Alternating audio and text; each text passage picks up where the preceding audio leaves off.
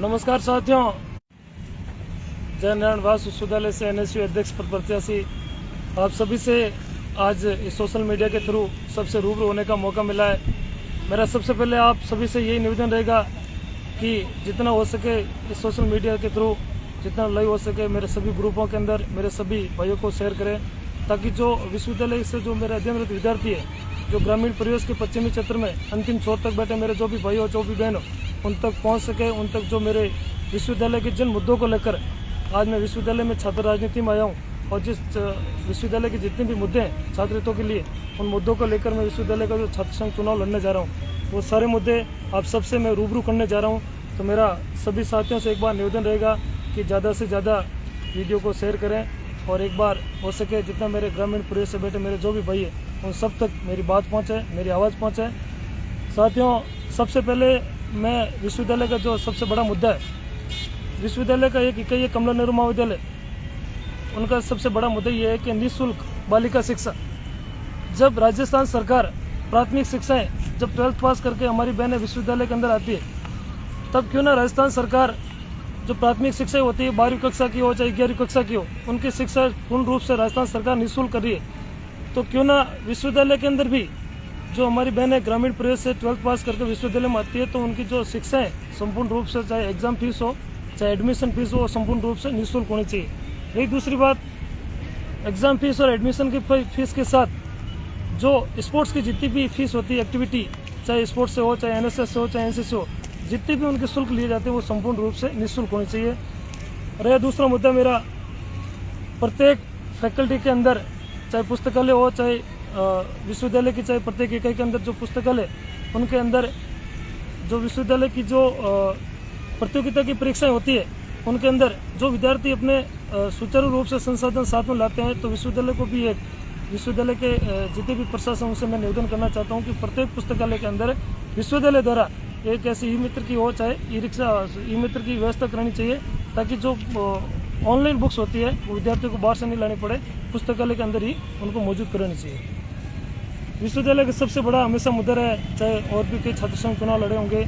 मेरा सबसे अहम मुद्दा रहा है, क्योंकि मैं जब विश्वविद्यालय में 2015 के अंदर आया था, जिस जगह पे आज खड़ा हूँ इसी जगह पे मैंने एक एनएसएस का कैंप अटेंड किया था। तो उस कैंप के अंदर जो मेरे बाहर से विश्वविद्यालय आए थे, राजस्थान विश्वविद्यालय से प्रोफेसर, तब उन्होंने एक चीज़ बताई थी कि इस विश्वविद्यालय के अंदर आज तक किसी ने, जो मेरे दिव्यांग भाई है उनके लिए जो निःशुल्क परिवहन की व्यवस्था है वो आज तक किसी ने मांग नहीं उठाई है। तो मेरा सबसे बड़ा मुद्दा रहेगा कि विज्ञान संकाय हो चाहे कला संकाय हो चाहे ओल्ड कैंपस हो चाहे न्यू कैंपस हो चाहे कमला नेहरू महाविद्यालय,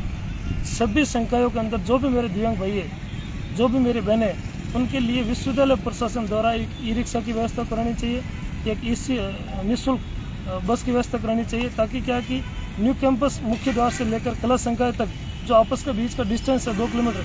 तो वो दिव्यांग भाई मेरा उनका कवर नहीं कर सकते, तो उनके लिए ई रिक्शा की व्यवस्था करानी चाहिए। और दूसरी बात, विश्वविद्यालय प्रशासन द्वारा एक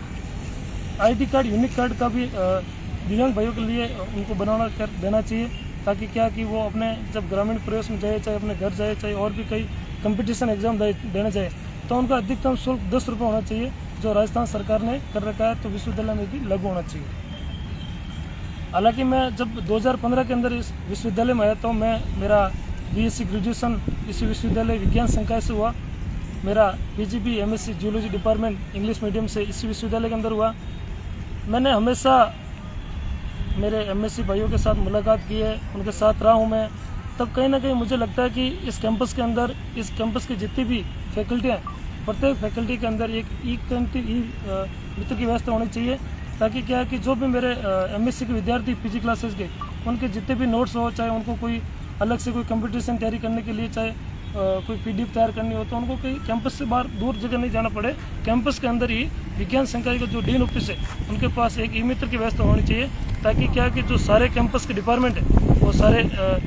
डीन ऑफिस है वो सबसे बीच में पड़ता है, तो कहीं ना कहीं डीन ऑफिस के पास में एक ई मित्र की व्यवस्था भी होनी चाहिए। अरे दूसरी बात, पीजी क्लासेस के जितने भी मेरे भाई बहन हैं वो सुबह 7 बजे क्लास के अंदर आते हैं और शाम को वापस 4 बजे जाते हैं, तो कहीं ना कहीं कोई प्रोफेसर अगर लीव पे रह जाता है, अगर कोई क्लास बीच में नहीं लगती है, तो उस टाइम जो उनके मेरे भाई और बहन हैं उनके जो नाश्ते की समस्या आती है हमेशा, उनके जो खाने की समस्या आती है कि दूर दराज से आते हैं विश्वविद्यालय के अंदर, वापस घर नहीं जा पाते हैं। तो सबसे बड़ा मुद्दा है कि प्रत्येक विश्वविद्यालय के प्रत्येक फैकल्टी के अंदर एक कैंटीन की व्यवस्था होनी चाहिए सुचारू रूप से, और उनका सारा जिम्मा विश्वविद्यालय प्रशासन है वो, चाहे डीन ऑफिस के पास में हो, चाहे प्रत्येक डिपार्टमेंट के एचओडी के पास होना चाहिए, ताकि क्या है कि जो मेरे यूजी के विद्यार्थी है और जो मेरे पीजी के विद्यार्थी, उन सबको ये सुविधा उपलब्ध हो सके। साथियों, ये जो मुद्दा बताने जा रहा हूँ मैं, ये सबसे बड़ा विश्वविद्यालय का अहम मुद्दा है। मैं 2015 के अंदर इस विश्वविद्यालय में आया, तो मैं हमेशा से जब मैं प्राथमिक शिक्षा में पढ़ता था, तो कहीं ना कहीं मुझे रुचि थी कि मैं कबड्डी प्रतियोगिता के अंदर हमेशा होनर रहा हूँ, और हमेशा गेम भी मैंने कबड्डी खेला है। जब भी विश्वविद्यालय के अंदर आया तो मेरा हमेशा से इच्छा थी कि मैं कबड्डी के अंदर प्रतियोगिता के अंदर गेम में भाग लूँ। तब कहीं ना कहीं जाकर मुझे ऐसा लगा कि विश्वविद्यालय के न्यू कैंपस में, चाहे कमला नेहरू महाविद्यालय भी देख लो, इस कैंपस के अंदर प्रत्येक फैकल्टी के अंदर एक खेल कूद के लिए अलग से ऑफिस होनी चाहिए, ताकि क्या कि कोई भी मेरा भाई बहन जिनको खेल कूद के अंदर रुचि हो, जो अपने 12वीं कक्षा पास करके विश्वविद्यालय के अंदर आते हैं, जो अपने ग्रामीण परिवेश में प्राथमिक शिक्षा में, तो वो अपना जो भी खेल कूद की जो भी प्रतिभान है वो दिखाते हैं ग्रामीण स्कूलों में, पर विश्वविद्यालय के अंदर आते हैं तो कहीं ना कहीं उनकी जो प्रतिभाओं को उनको दबा दिया जाता है। तो मेरा प्रशासन से भी निवेदन रहेगा, मेरा सबसे बड़ा विश्वविद्यालय का यही मुद्दा रहेगा, क्योंकि मैं खुद एक स्पोर्ट्स पर्सन हूँ। 2018 के अंदर मैंने कबड्डी प्रतियोगिता का गेम खेलकर विश्वविद्यालय का नाम। रही दूसरी बात, जो विश्वविद्यालय के नए परिसर के अंदर जितने भी स्पोर्ट्स के गेम है, जितने भी स्पोर्ट्स के ग्राउंड है, वो सुचारू रूप से पुनर्निर्माण होना चाहिए। रही दूसरी बात, कमला नेहरू महाविद्यालय के अंदर भी विश्वविद्यालय को प्रत्येक फैकल्टी के अंदर अलग अलग गेम दे रखे हैं, तो कमला नेहरू महाविद्यालय को भी एक इंडोर के जितने भी गेम और पीजी के मेरे छात्र छात्र हैं उनको हमेशा प्रशिक्षित कर सके, ताकि जो अपने खेलकूद के जो भी सामग्री है उनको संपूर्ण रूप से उनसे मिलवा भी सके। विश्वविद्यालय के अंदर जो कमला नेहरू महाविद्यालय है, उनके वो चाहे न्यू कैंपस के जो पीजी के छात्रावास है मेरे बहनों के लिए, चाहे यूजी के छात्रावास है, चाहे बॉयज़ के छात्रावास है, उन सभी छात्रावासों का एक बार पुनर्निर्माण होना चाहिए। हाँ, मैं मानता हूँ कि आज से 2 साल 3 साल पहले जब कला संकाय की फैकल्टी मॉर्निंग जब न्यू कैंपस में शिफ्ट हुई, तो कहीं ना कहीं जो मेरे ग्रामीण परिवेश से मेरे भाई और बहन आते हैं, तो उनके लिए भी एक बहनों के लिए भी न्यू कैंपस में एक अलग से छात्राओं के लिए एक छात्रावास का पुनर्निर्माण हो, और मेरे भाइयों के लिए भी न्यू कैंपस में के अंदर मेन गेट के पास में एक नए भवन का निर्माण हो, जो भी ग्रामीण प्रवेश आते हैं उनको बाहर रूम नहीं लेकर रहना पड़े। विश्वविद्यालय के अंदर भी एक छात्रावास का निर्माण होना चाहिए।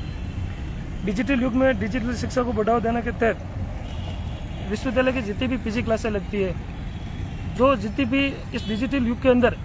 पीजी क्लासों के अंदर जो भी मेरे बड़े भाई है, उनके लिए एक ई बोर्ड की व्यवस्था होनी चाहिए और ई बुक की व्यवस्था होनी चाहिए, ताकि वो कोई प्रोफेसर अगर क्लास नहीं ले पाए तो वो खुद अपना एक पीडीएफ तैयार रखें, और कोई भी स्टूडेंट खड़ा होकर वो पीडीएफ के तहत जितने भी मेरे भाई बहन हैं उनको सुचारू रूप से पढ़ा सके, वो अपने डिजिटल युग के तहत खुद पढ़ सके क्लासों में। आधुनिक शौचालयों का निर्माण प्रत्येक फैकल्टी के अंदर होना चाहिए, प्रत्येक क्लासों के अंदर होना चाहिए, प्रत्येक संकाय के अंदर होना चाहिए। जितने भी स्पोर्ट्स के ग्राउंड है, उन ग्राउंडों के पास में एक शौचालय की व्यवस्था भी होनी चाहिए, ताकि क्या है कि जो भी मेरा भाई हो चाहे बहन हो, जितने भी स्पोर्ट्स के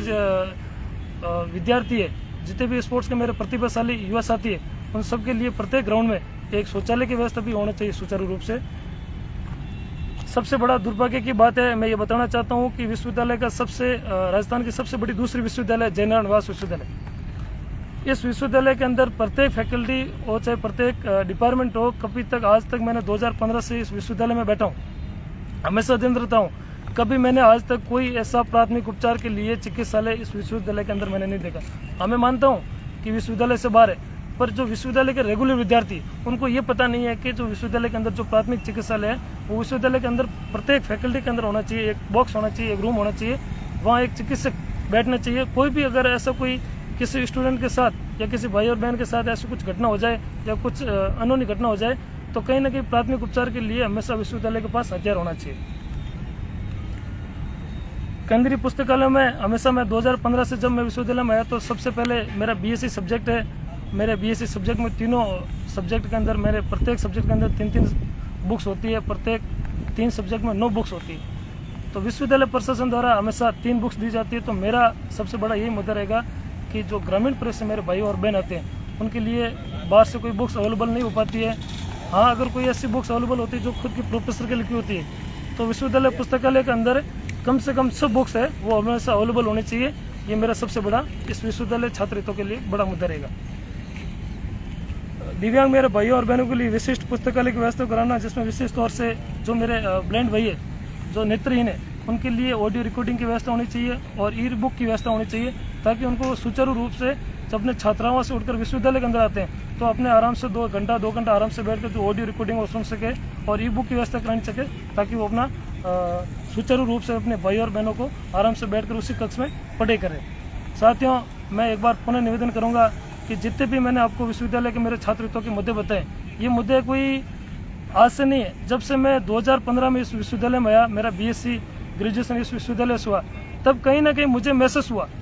कि मैं हमेशा इसी छात्रावास में रहा। विश्वविद्यालय के जो मुख्य द्वार से 500 मीटर तकरीबन दूर है।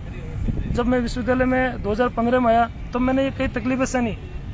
जो भी मैंने मुद्दे बताए, उन हर मुद्दों की तकलीफों से मैं निकला हूँ, उन हर कंटीले रास्तों से मैं निकला हूँ। मैं नहीं चाहता कि मेरे जो ग्रामीण पुरे से मेरे भाई और बहन है, जिस रास्तों से मैं गुजरा हूँ, उन रास्तों से उनको ना गुजरना पड़े। तो मेरा आप सभी से आग्रह रहेगा कि ये जो भी मुद्दे हैं, आने वाले 26 तारीख को विश्वविद्यालय के अंदर छात्र संघ चुनाव है, मेरा सभी भाइयों से अपील रहेगा, मेरे सभी बहनों से अपील रहेगा कि मैं हमेशा मेरे भाइयों और बहनों के साथ खड़ा रहूं। आगामी 26 तारीख को विश्वविद्यालय के अंदर छात्र संघ चुनाव है। आप ज़्यादा से ज़्यादा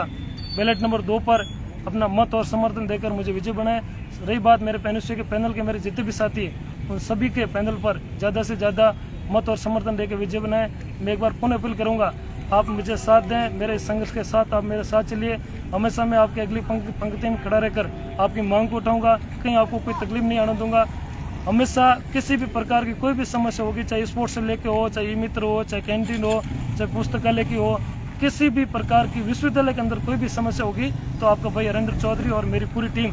पहले भी आपके साथ थी और आज भी आपके साथ है। और वादा करता हूँ सरस्वती माँ के प्रांगण में हमेशा आपके साथ खड़ा रहूँगा। और मेरे 36 गाँव के मेरे भाइयों से निवेदन करूँगा कि आज मेरे पिछले 5 सालों की जो मेरा संघर्ष था, अब वक्त 2 दिन का है। आप सभी के ऊपर मैं जिम्मेदारी दे रहा हूँ कि आप 2 दिन मेरे साथ चलें, मेरे संघर्ष की राह में एक बार आप कदम मेरे साथ चलकर मुझे मेरी मंजिल तक पहुँचाएँ। मेरा एक बार पुनः सभी साथियों से निवेदन रहेगा कि 26 तारीख को छात्र संघ चुनाव है। बैलेट नंबर 2 पर ज़्यादा से ज़्यादा मत और समर्थन देकर अपने भाई हरेंद्र चौधरी को विजय बनाएं। धन्यवाद।